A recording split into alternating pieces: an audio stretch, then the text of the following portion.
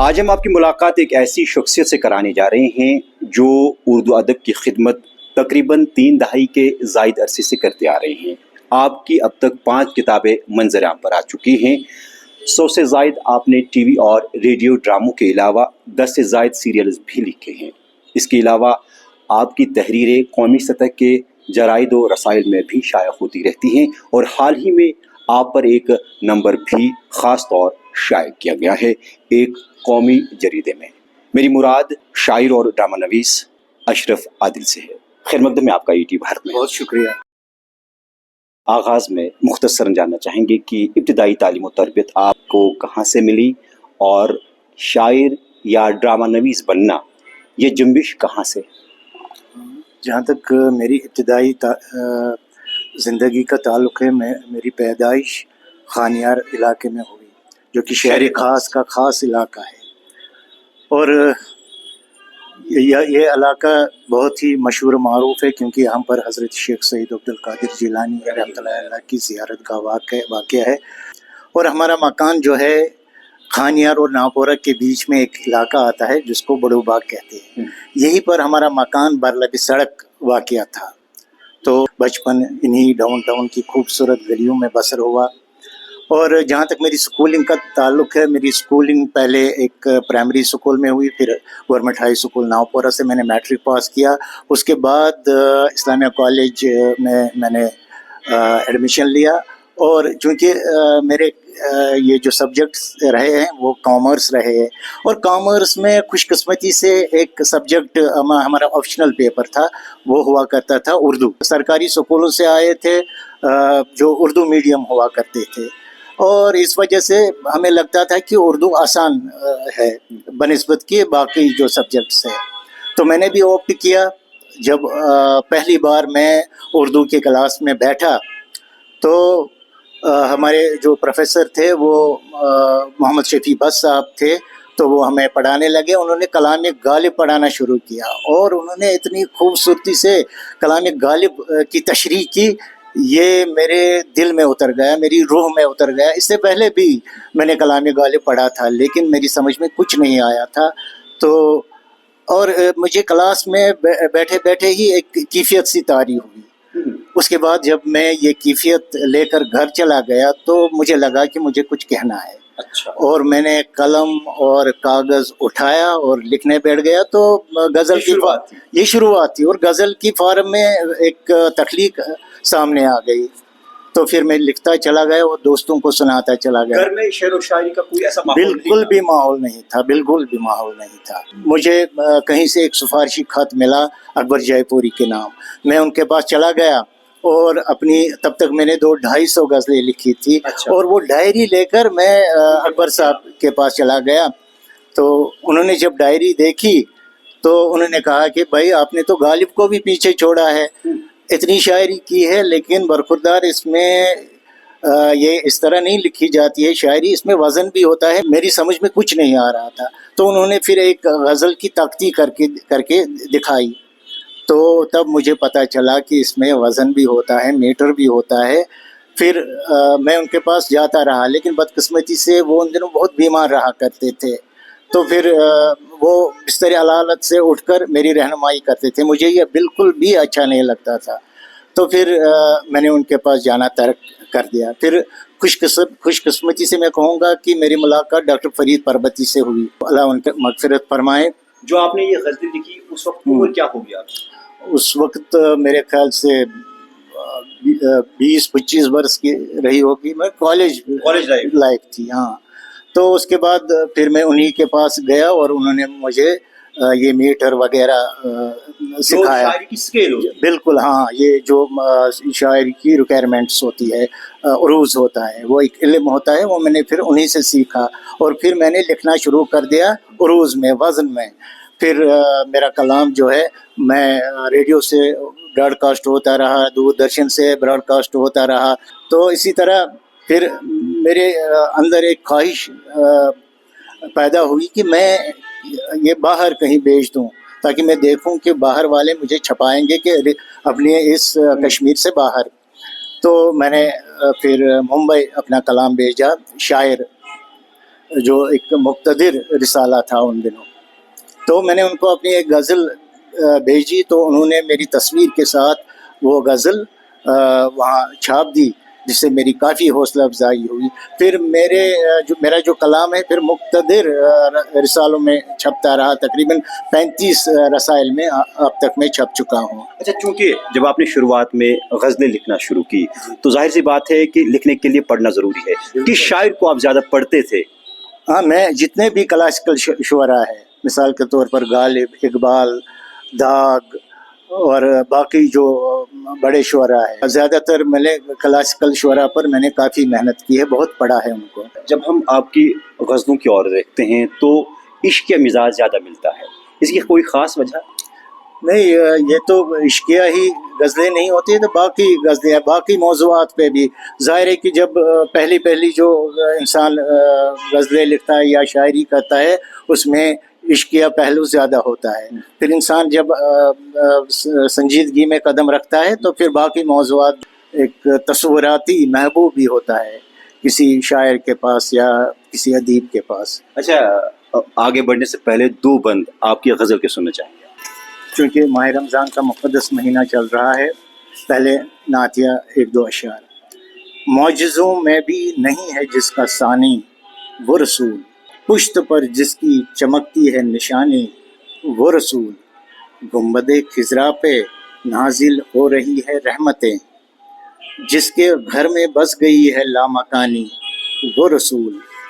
جس کے لہجے میں خدا کی بات ابھرتی ہے صدا، رنگ جس کے قول کا ہے آسمانی وہ رسول.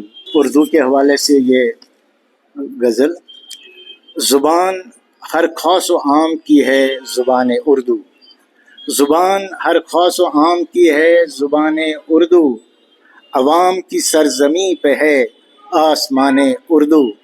خرید لو عطر عطر اشعار ہم سے عادل، دکان خوشبو کی ہے ہماری دکان اردو، ہم عوام کی سرزمین پہ ہے آسمان اردو. چونکہ ہم دیکھ رہے ہیں کہ جو یہاں اردو کے شعراء ہیں ان کے جو غزلیں ہیں یا شاعری ہے وہ کم قومی سطح کے جرائد و رسائل میں چھپتی ہیں، آپ کی متواتر چھپتی، اس کی کوئی خاص وجہ؟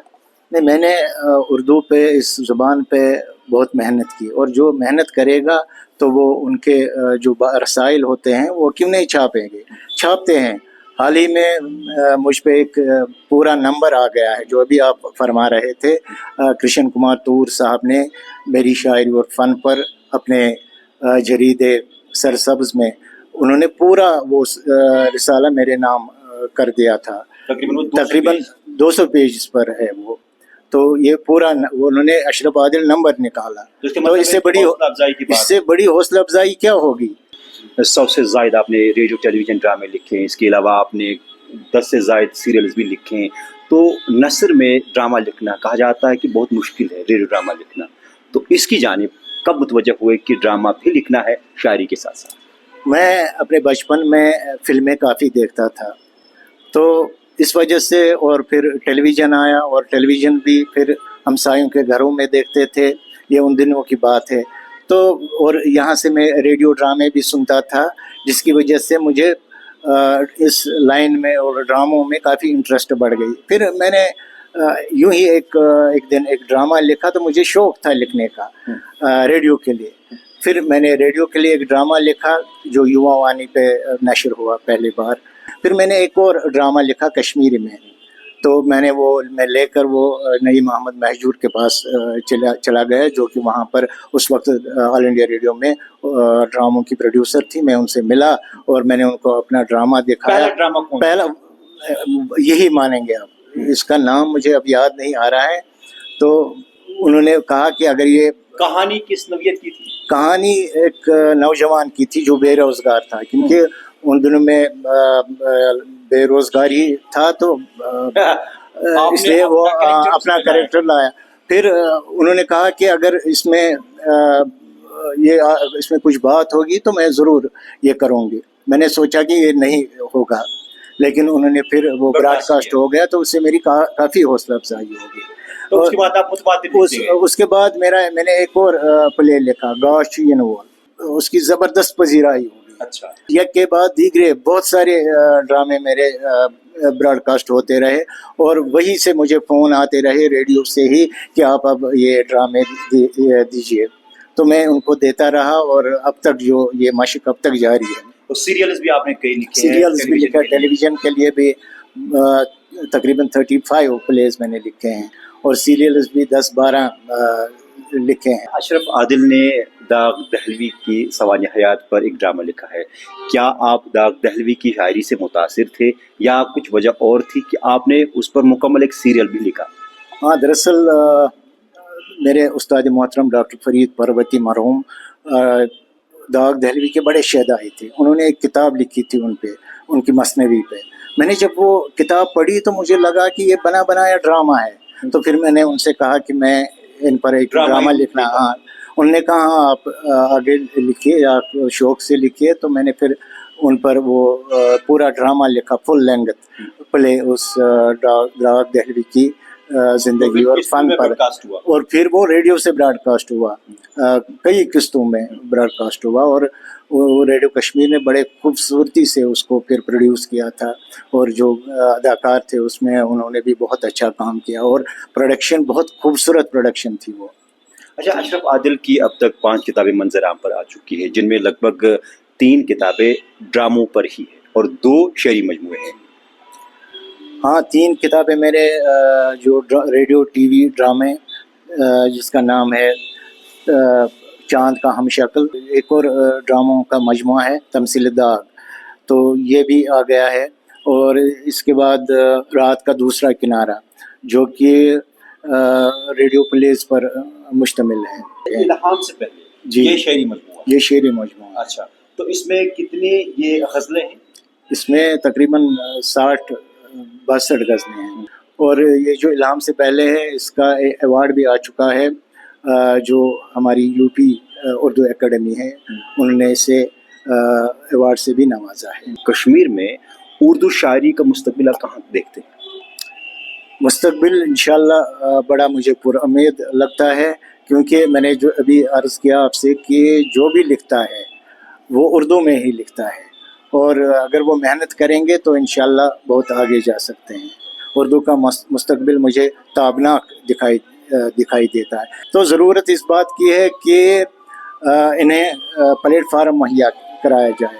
اچھا، چونکہ آپ قومی سطح کے مشاعروں میں بھی متبادل طور حصہ لیتے ہیں، جب آپ باہر کے شعراء کو دیکھتے ہیں اور یہاں کے شعراء کو دیکھتے ہیں تو فرق کیا لگتا ہے؟ فرق یہاں کے جو شعراء ہے وہ فن میں ماشاءاللہ بہت ماہر ہے، مگر ہمارے پاس جو ہمیں اعتراف کرنا پڑے گا، ہمارے پاس وہ پریزنٹیشن نہیں ہے.